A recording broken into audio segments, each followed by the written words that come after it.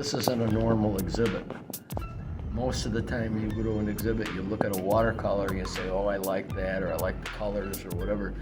But this wasn't that way. It wasn't ever created to be an exhibit. People got to come here and look closely at these things. They can't just come in and say, oh, wow, look at that.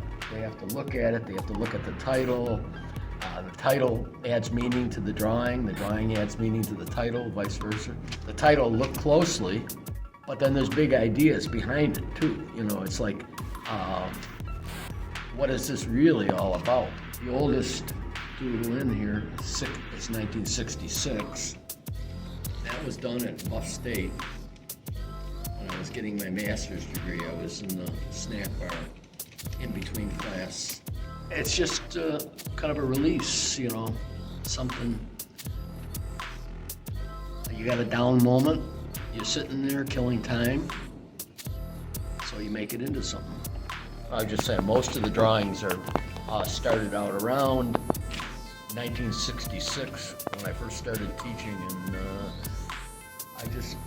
when there were down moments, either in programs or I was killing time somewheres or having a cup of coffee, I would doodle on a napkin. And, sometimes the coffee would drip and you get stains on the napkin and they soak through, and I noticed each stain became a little different. The stain on the top was different than the stain on the bottom, so I started doing drawings on that.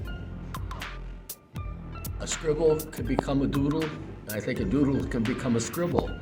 In fact, I've got a couple scribbles over here where I scribbled out things to get rid of them, and I said, well, this looks interesting.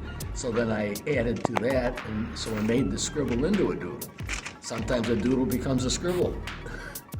And sometimes I would do the drawing and then give it a name later, depending on what it reminded me of. So there's an evolution that takes place in the drawing. And so then I started sending them to some of my friends, people I knew, and say, you know, here's a drawing or a doodle that I did. Do something with it. You can take it apart, destroy it, add to it, change it, add color to it, whatever you want to do, and then send them back to me.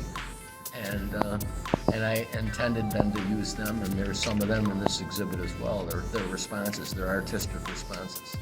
And I also should have told the people to send the original back with it so I could make a connection. Some did because they altered the original.